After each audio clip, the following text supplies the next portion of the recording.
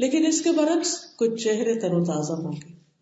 وجوہ یومئذ ناعمہ، نعمتوں میں ہوں گے، نعمتوں کا اثر ان کے چہروں پر ہوگا، خوشحالی ان کے چہروں پر ہوگی. اگرچہ وہ دن سخت پریشانی کا ہوگا لیکن وہ پریشان نہیں ہوں گے. یہ کون ہوں گے؟ یہ وہ خوش نصیب ہوں گے جنہوں نے ایمان لا کر نیک اعمال کیے. ان الابرار لفی نعیم، ابرار یعنی نیک لوگ بڑی نعمتوں میں ہوں گے. علی الارائک ینظرون، تختوں کے اوپر دیکھ رہے ہوں گے. تعرف فی وجوہہم نضرۃ النعیم، تم ان کے چہروں میں نعمت کی تر و تازگی دیکھو گے. یہ کون لوگ ہوں گے؟ یہ وہ لوگ ہوں گے کہ جو اللہ کی بات ماننے والے تھے. یہ وہ لوگ ہوں گے جو نبی صلی اللہ علیہ وسلم کی بات ماننے والے تھے.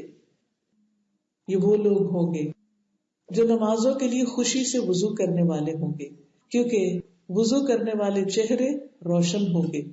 عبداللہ بن مسعود کہتے ہیں ایک بار پوچھا گیا، یا رسول اللہ صلی اللہ علیہ وسلم، آپ قیامت کے دن اپنے امت کے لوگوں کو کیسے پہچانیں گے، امتیوں کو کیسے پہچانیں گے؟ اتنے زیادہ لوگ ہوں گے، اولین و آخرین جمع ہوں گے قیامت کے دن، تو آپ اپنی امت کو کیسے پہچانیں گے؟ تو آپ نے فرمایا وضو کے آثار کی وجہ سے، وضو کے نشان کی وجہ سے، کہ وہ سفید روشن پیشانی والے، روشن چمکتے ہوئے ہاتھ پاؤں والے ہوں گے. یعنی جتنے جتنے حصوں کو انسان وضو میں دھوتا ہے اتنے اتنے حصے چمک رہے ہوں گے، جیسے کسی نے کچھ زیور پہن رکھا ہو.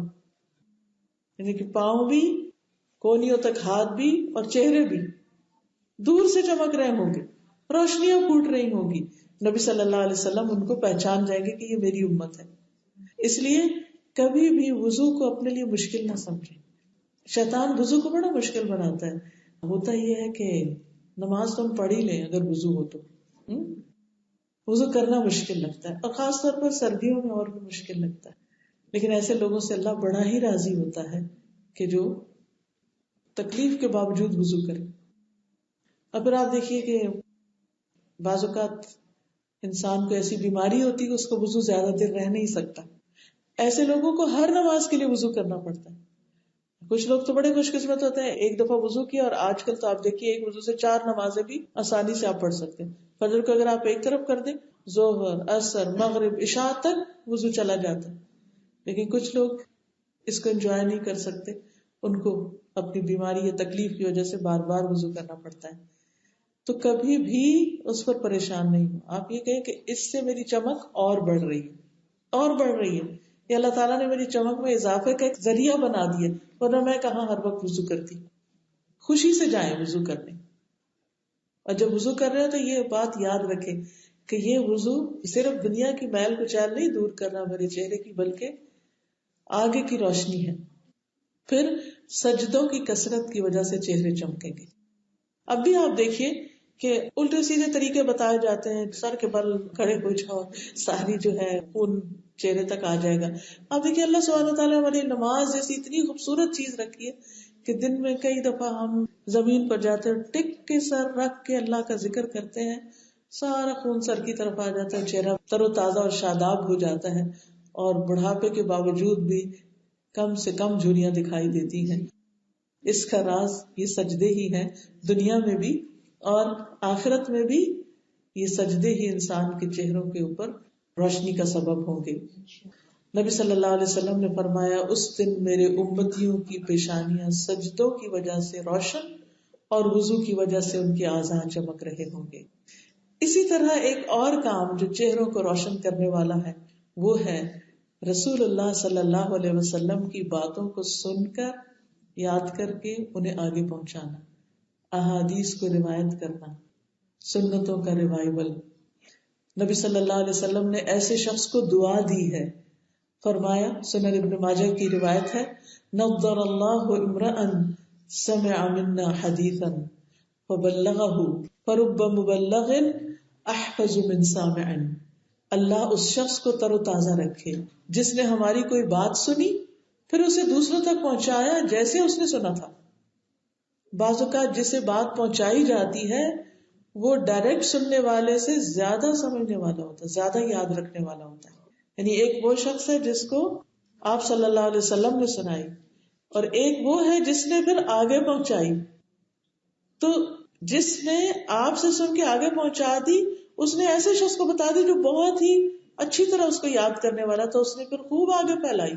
تو جو شخص جتنی زیادہ آپ کی باتوں کو آگے پھیلائے گا، سچی باتیں ہوں، من گھڑت باتوں کو حدیث بنا کر پیش کرنے کا انجام تو اور ہی برا ہے. ایک اور حدیث میں آتا ہے جو اسی سے ریلیٹڈ ہے، وہ بھی دراصل تھوڑے سے الفاظ کے فرق کے ساتھ یہی معنی دیتی ہے کہ جو شخص نبی صلی اللہ علیہ وسلم کی باتوں کو آگے پہنچاتا ہے اس کا چہرہ تر و تازہ رہے گا. کیوں؟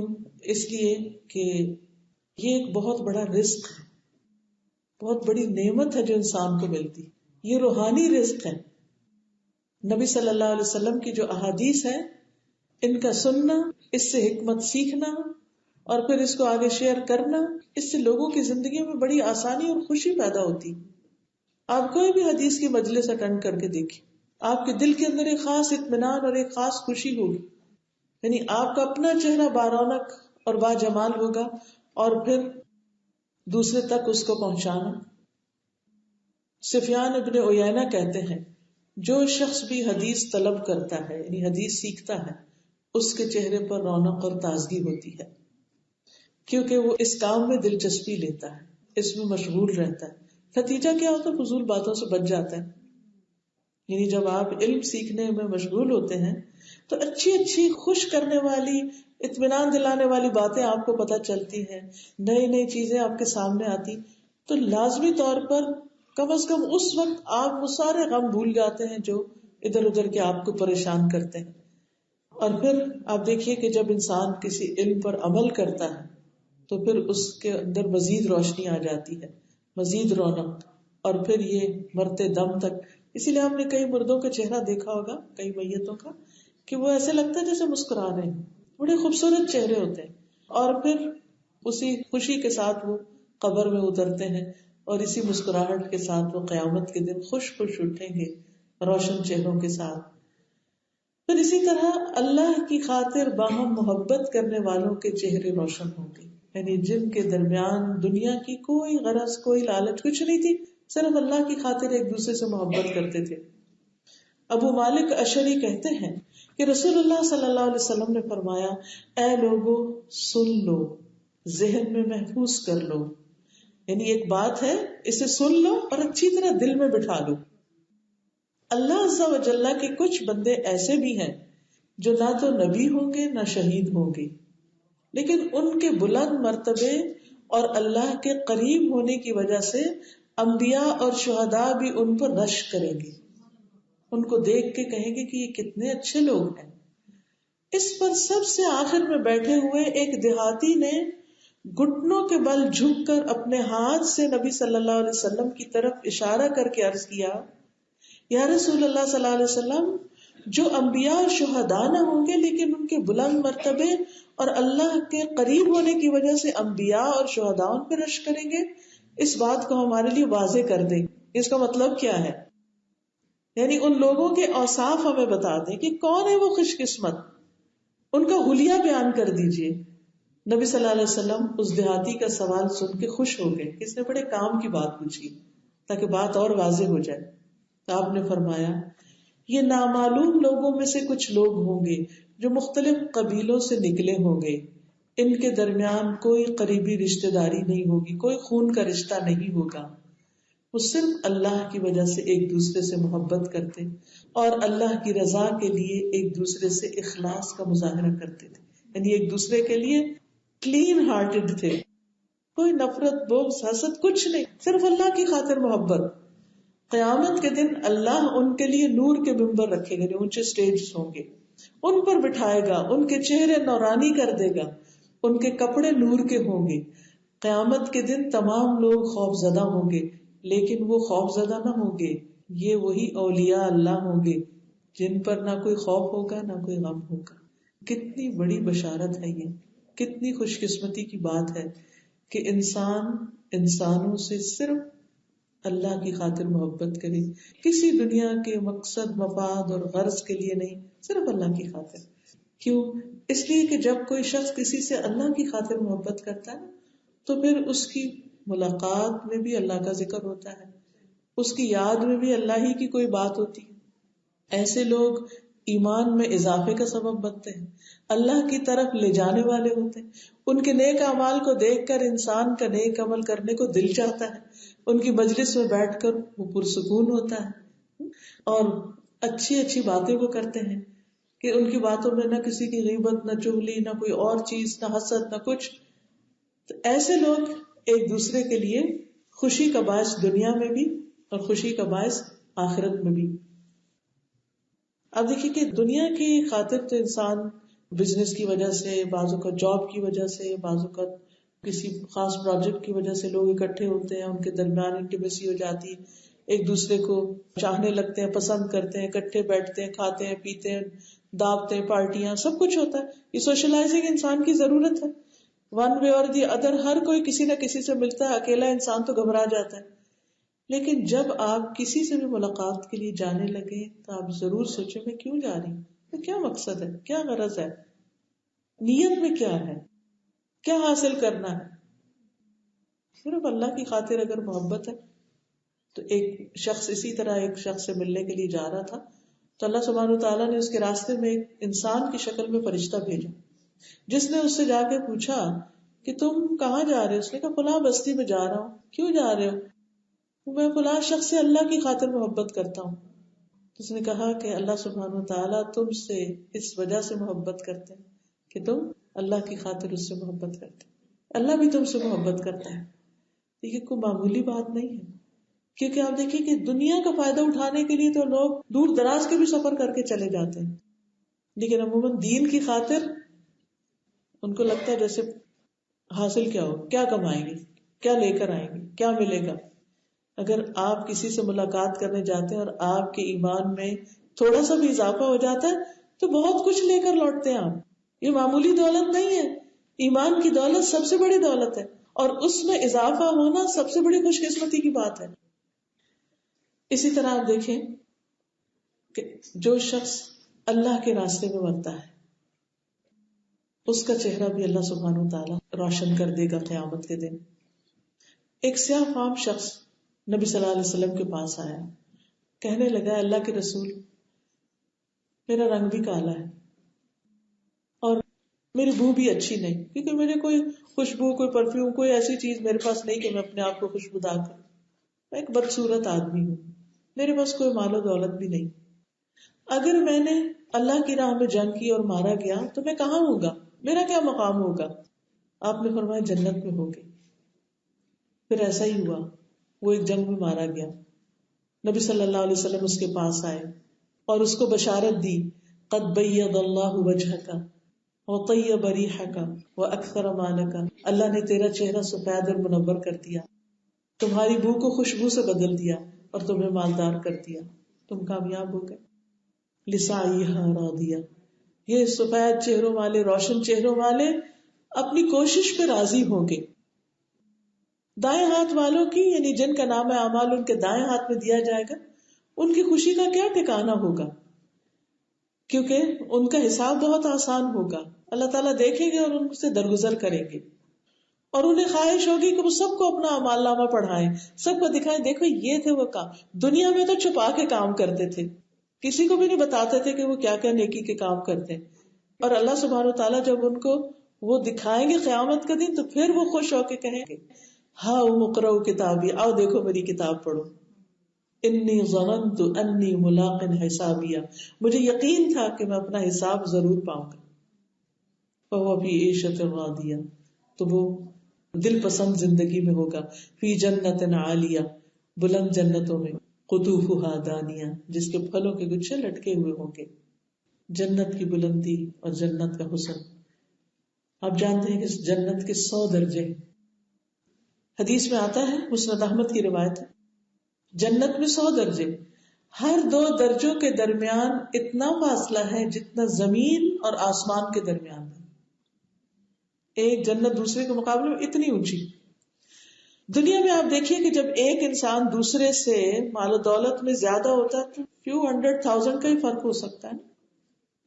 آپ کا گھر ایک جگہ پر ہے، کسی کا آپ سے بہتر ہے، اس سے بہتر ایریا میں ہے، تو اس گھر کی قیمت میں فیو تھاؤزینڈ کا ہی یا ملینز کا ہی فرق ہو سکتا ہے، اتنا فرق تو نہیں ہوتا جو زمین اور آسمان کے بیچ کا، لیکن ایک جنت سے دوسری جنت کا فاصلہ زمین اور آسمان برابر، اور اس کا اعلیٰ ترین درجہ الفردوس الاعلیٰ، اس سے جنت کی نہریں نکلتی. آپ نے فرمایا جب تم سوال کرو اللہ سے جنت کا تو جنت الفردوس کا کرو، اعلیٰ ترین کا، کیونکہ جب ہم وہ مانگیں گے تو پھر کام بھی اللہ تعالیٰ توفیق دے دے گا اس طرح کے کرنے کی.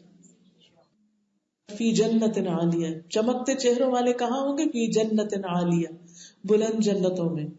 اور وہ ان بلند جنتوں کو اس طرح دیکھیں گے جس طرح لوگ آسمان کے مشرقی یا مغربی کنارے پر چمکتا ہوا ستارہ دیکھتے ہیں.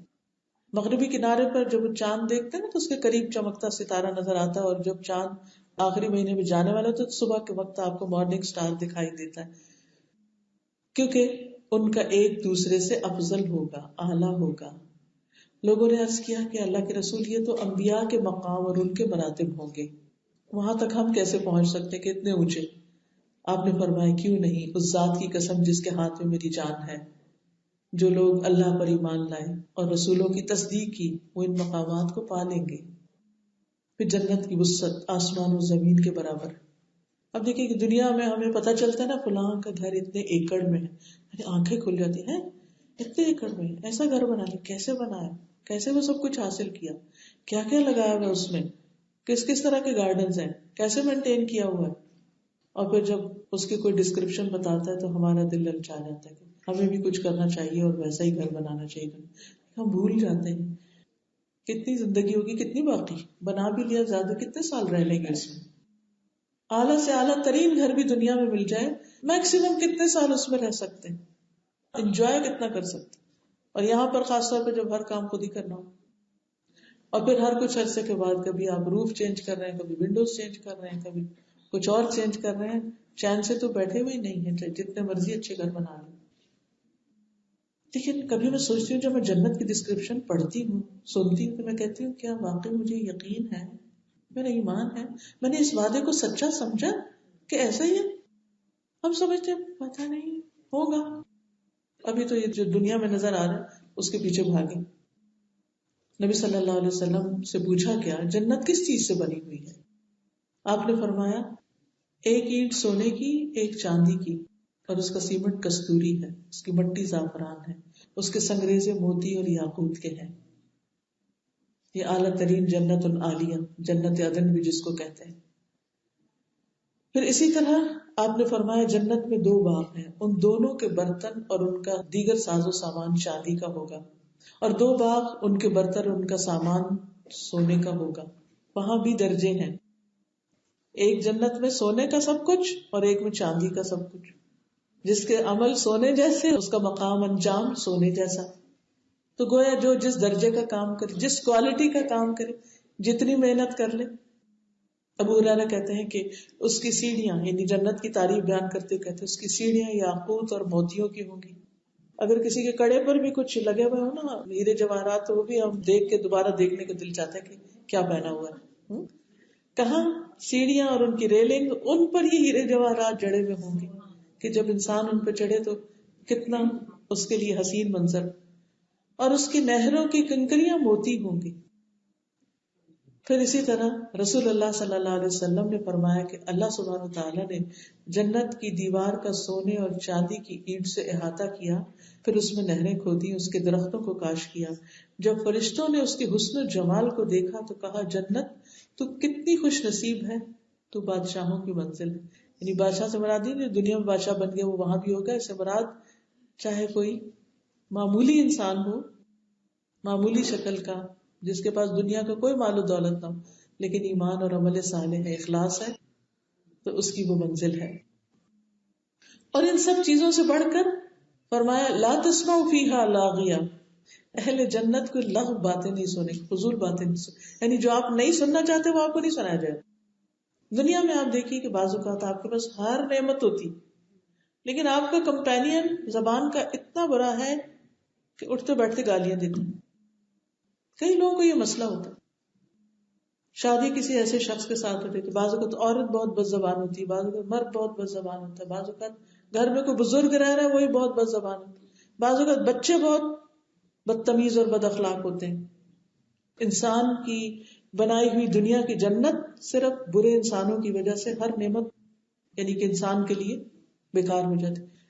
خوبصورت گھر ہے، حسین منظر ہے، ہر چیز موجود ہے، کھانے کے لیے ہر نعمت موجود ہے، ٹیبل سجا ہوا ہے، خادم ہے، سب کچھ، اور میاں بیوی کے آپس کی چک چک، یہ سب کچھ اپنی جگہ پڑا ٹھنڈا ہو جاتا ہے، اور وہ ایک ادھر منہ بسور کے چلا گیا، ایک ادھر منہ بسور کے چلا گیا، سب کچھ ختم.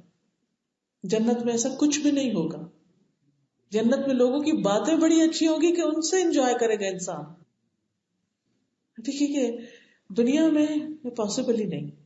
بعض اوقات کسی کی نیت نہیں ہوتی آپ کو ہرٹ کرنے کی، لیکن اس کی باتیں آپ کو اچھی نہیں لگ رہی ہوتی، آپ کی سمع خراشی ہو رہی ہوتی، آپ کے لیے ایک بوجھ ہوتا ہے. کہ جنت میں ایسا نہیں ہوگا، وہاں لغو نہیں ہوگا، جھوٹ نہیں ہوگا. لیکن یہ کس کے نصیب میں ہوگا جو دنیا میں یہ دو چیزیں چھوڑ دیں، وہ یہی چھوڑ کے جائیں، وہاں ساتھ نہ لے کے جائیں. اس جنت تک پہنچنے کے لیے لغو اور جھوٹ، لا يسمعون فيها لغوا ولا كذابا، لا يسمعون فيها لغوا ولا تأثیما، سورۃ الواقعہ میں آتا ہے، الا قیلا سلاما سلاما، سوائے سلامتی کی باتوں کے کچھ نہیں، یا سلام کے. حدیث میں آتا ہے لا اختلاف بینہم، جنتیوں کے بیچ میں کوئی اختلاف ہی نہیں ہوگا، کوئی آرگیومنٹ نہیں، کوئی جھگڑا نہیں، کوئی ڈس اگریمنٹ نہیں. ولا تباغض، نہ آپس میں بغض. قلوبہم قلب واحد، ان کے دل ایک دل کی طرح ہوں گے. دیکھیے دنیا میں بعض اوقات آپ کا واسطہ ایسے لوگوں سے پڑ جاتا ہے جو بڑے ہی غیر معقول ہوتے ہیں. آپ کوئی بات کریں وہ کہ میں نہ مانوں، نہ آپ کا اچھا مشورہ مانے، نہ آپ کا کوئی چیز ماننے سننے کو تیار ہی نہیں. آپ کی ہر بات ہی کاٹیں گے، ہر بات پہ حجت بازی، ہر بات پر کچھ نہ کچھ سنا دیں گے. تو اس کے بعد آپ کا حال پھر کیا ہوتا ہے؟ اور دیکھیے کہ باتوں کی چوٹ ایسی ہوتی ہے دنوں میں انسان اس زخم کو سہلا پاتا، اور سب اس کا ایکسپیرئنس کرتے ہیں. بعض اوقات آپ اپنے بچوں کے لیے ہر چیز قربان کر دیتے ہیں، اور چھوٹی سی بات پر بچے وہ کچھ سنا جاتے ہیں آپ کو کہ حیران ہو جاتے ہیں اور ناقابل برداشت ہو جاتا ہے.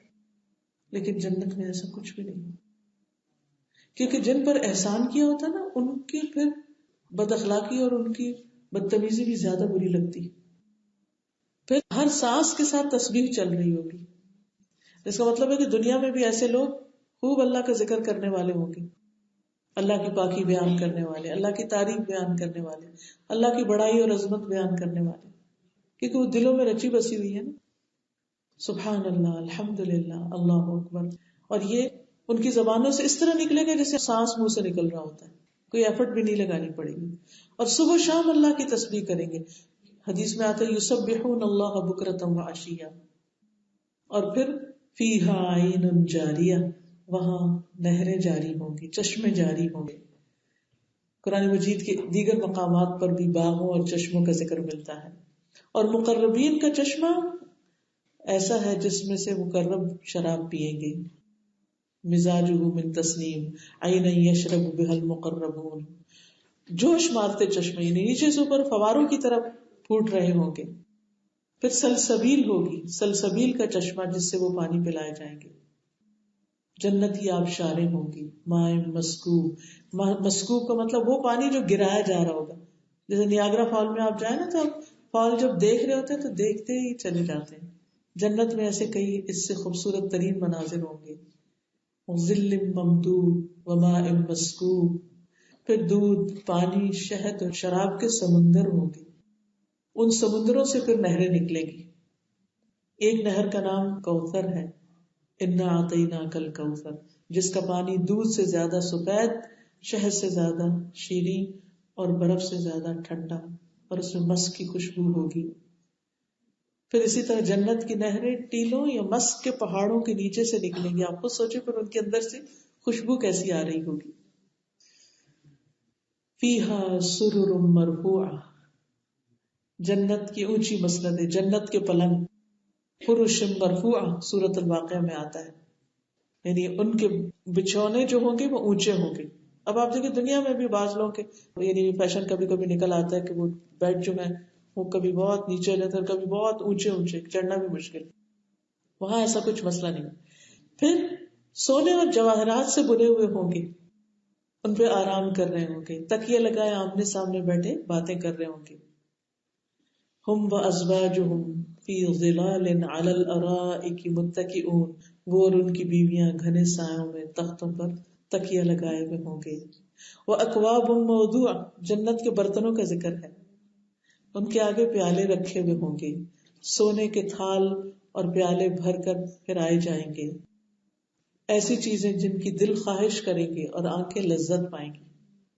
بعض اوقات آپ کا پسندیدہ ڈرنک ہوتا ہے لیکن جس گلاس یا چیز میں ہوتا ہے وہ آپ کو ایک نظر نہیں آتی، بس آپ آنکھیں بند کر کے پی جاتے ہیں. وہاں ایسا کوئی مسئلہ نہیں ہوگا. پھر چاندی اور شیشے کے برتن ہوں گے، برتن خود پاس آ جائیں گے.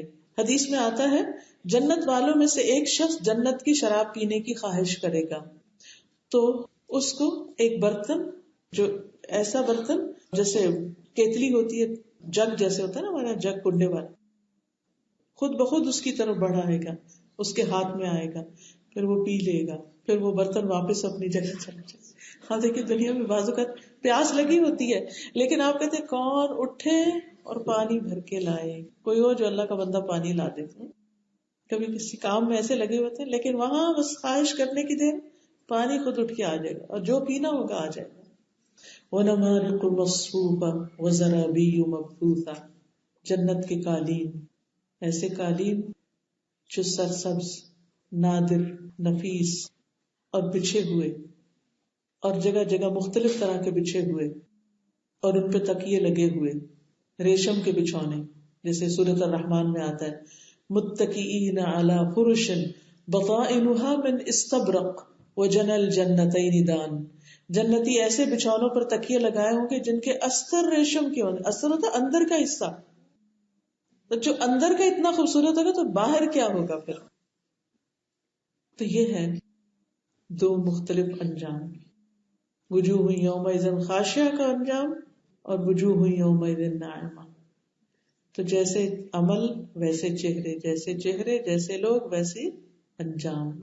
تو اللہ سبحانہ وتعالیٰ سے دعا ہے کہ وہ ہمیں بہترین اعمال کی توفیق عطا فرمائے.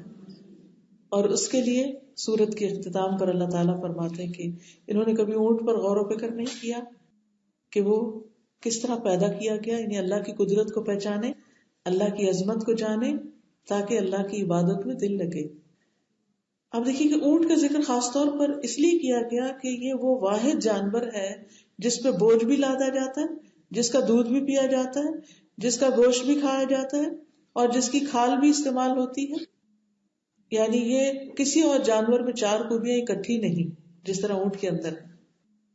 پھر اس کے دودھ اور پیشاب میں بھی شفا ہے. پھر آسمان کی بلندی کی طرف غور کرنے کے لیے کہا گیا. آسمان کی وسعت کو دیکھو، بلندی کو دیکھو. کیف رفعت وإلی السماء کیف رفعت، کیسے بلند کر دیا اللہ نے بغیر ستونوں کے. اور پھر وإلی الجبال کیف نصبت، پہاڑوں پہ جاؤ دیکھو، غور کرو کہ ان کو اللہ نے کیسے نصب کر دیا، ان کی مضبوطی کو دیکھو. اور پھر صرف مضبوطی نہیں، خوبصورتی بھی. ہر طرح کے پہاڑ اپنے اپنے اندر کچھ حسن رکھتے ہیں، چاہے وہ گرین ہو، چاہے وہ ڈرائی ہو، چاہے وہ وائٹ ہو، چاہے وہ ڈارک کلر کے ہوں. موسیٰ علیہ السلام کو تو پہاڑ پہ بلایا گیا تھا 40 رات کے لیے. نبی صلی اللہ علیہ وسلم جب احد پر پہنچے تو احد لرزنے لگا. آپ نے فرمایا تمہیں نہیں معلوم کہ تمہارے اوپر کون ہے؟ تجھ پہ ایک نبی، ایک صدیق اور ایک شہید ہے. اور پھر آپ نے یہ بھی فرمایا احد ہم سے محبت کرتا ہے اور ہم احد سے محبت کرتے ہیں. یعنی پہاڑوں کے اندر بھی خاص طرح کی سینس ہے. تسبیح بھی کرتے ہیں پہاڑ. داؤد علیہ السلام جب تسبیح کرتے تھے تو ان کے ساتھ پہاڑ بھی شریک ہو جاتے تھے. پھر زمین کی طرف غور و فکر کرنے کی دعوت دی گئی. وَإِلَى الْأَرْضِ كَيْفَ سُطِحَتْ، دیکھو زمین کیسے بچھا دی گئی. آپ سفر کر رہے ہیں، گاڑی چل رہی ہے چل رہی ہے چل رہی ہے، کیسے مسخر ہے، بچھی ہوئی ہے آپ کے سامنے. حالانکہ ماں کے درجے میں ہے لیکن کس طرح انسانوں کو سمیٹے ہوئے اپنے اندر. فذکر انما انت مذکر، آپ نصیحت کیجیے کیونکہ آپ کا کام نصیحت کرنا ہے. لست علیہم بمسیطر، آپ ان کے اوپر داروغہ نہیں، آپ کے ذمے صرف بات پہنچا دینا. الا من تولا وکفر فیعذبہ اللہ عذاب الاکبر. جو منہ موڑے گا، کفر کرے گا، اللہ اس کو بہت بڑا عذاب دے گا. ان الینا ایابہم، بے شک ہماری طرف ہی ان کا پلٹنا ہے. ثم ان علینا حسابہم، پھر ہمارے ہی ذمہ ان سے حساب لینا ہے. اللہم حاسبنا حسابا یسیرا. اگر آپ چاہیں تو میں سورۃ الغاشیہ ایک دفعہ پھر سنا دیتی ہوں تاکہ آپ تھوڑا سا اس کو انجوائے کریں، اس کی تلاوت کو بھی، کیونکہ ماشاء اللہ کئی چہرے نظر آ رہے ہیں جو قرآن کو سمجھتے بھی ہیں. حاسبنا حسابا یسیرا. سبحان اللہ والحمد للہ ولا الہ الا اللہ واللہ اکبر ولا حول ولا قوة الا باللہ العلی العظیم. اللهم صل على محمد وعلى آل محمد كما صليت على إبراهيم وعلى آل إبراهيم إنك حميد مجيد. اللهم بارك على محمد وعلى آل محمد كما باركت على إبراهيم وعلى آل إبراهيم إنك حميد مجيد. ربنا آتنا في الدنيا حسنة وفي الآخرة حسنة وقنا عذاب النار. ربنا لا تزغ قلوبنا بعد إذ هديتنا وهب لنا من لدنك رحمة إنك أنت الوهاب. ربنا هب لنا من أزواجنا وذرياتنا قرة أعين واجعلنا للمتقين إماما. یا اللہ پاک، جو کچھ ہم نے پڑھا ہے اسے ہمارے دلوں میں اتار دے. اللہ ہمیں بہترین اعمال کی توفیق عطا فرما. اللہ قیامت کے دن کی رسوائی سے محفوظ رکھنا. ہمیں روشن چہرے عطا کرنا. یا اللہ ہمارے دلوں کو بھی روشن کر دے. ہمیں اپنی زبانوں کی حفاظت کی توفیق دے اور ہمیں نیک اعمال کی توفیق عطا فرما. اللہ ہمارے والدین پر اپنی رحمت فرما. رب ارحمہما کما ربیانی صغیرا. اللہ ہمارے گھروں میں سکون اور خوشی اور اطمینان پیدا فرما. ربنا هب لنا من ازواجنا وذرياتنا قرة اعین واجعلنا للمتقین اماما.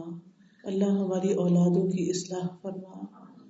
رب اوزعنی ان اشکر نعمتک التي انعمت علی وعلى والدی وان اعمل صالحا ترضاه واصلح لي في ذريتي وأصلح لي في ذريتي وأصلح لي في ذريتي وأصلح لي في ذريتي إني تبت إليك وإني من المسلمين. لا حول ولا قوة إلا بالله العلي العظيم. یا اللہ ہمیں اخلاص عطا فرما. ہماری نیتوں کو اپنے لیے خالص کر لے. اللہ ہمیں نیک اعمال دن رات کرنے کی توفیق دے. یا رب العالمین ہماری موت کی سختی آسان کر دینا. ہمیں بری بیماریوں سے محفوظ رکھنا. ہماری قبروں کو روشن کر دینا. قبر کا حساب آسان کر دینا. اللہ قیامت کے دن ہمیں نیک لوگوں کے ساتھ اٹھانا. عرش کے سائے تلے جمع کرنا. یا اللہ ہمیں اپنی خاطر ایک دوسرے سے محبت کرنے والا بنا. اللہ ہمیں دنیا اور آخرت کی بھلائیاں نصیب فرما. اللہ جو بہنیں یہاں آئی ہیں، جہاں جہاں سے بھی جو محنت کر کے ان کا آنا قبول فرما. یا اللہ اس مجلس کی اور اس دین کے علم کی جو برکتیں ہیں ان سے ہم سب کو فیضیاب فرما. سب آنے والوں کو بہترین جزائے خیر عطا کر.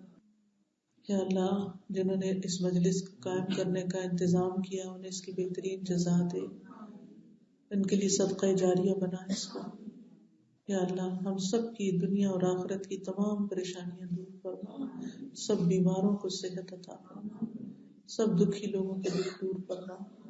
سب کو رزق حلال عطا فرما. حرام سے بچا. ربنا تقبل منا انك انت السميع العليم وتب علينا انك انت التواب الرحيم. وصلى الله تعالى على خير خلقه محمد وعلى آله وأصحابه وأهل بيته أجمعين برحمتك يا أرحم الراحمين. إلهي آمين. سبحانك اللهم وبحمدك أشهد أن لا إله إلا أنت أستغفرك وأتوب إليك.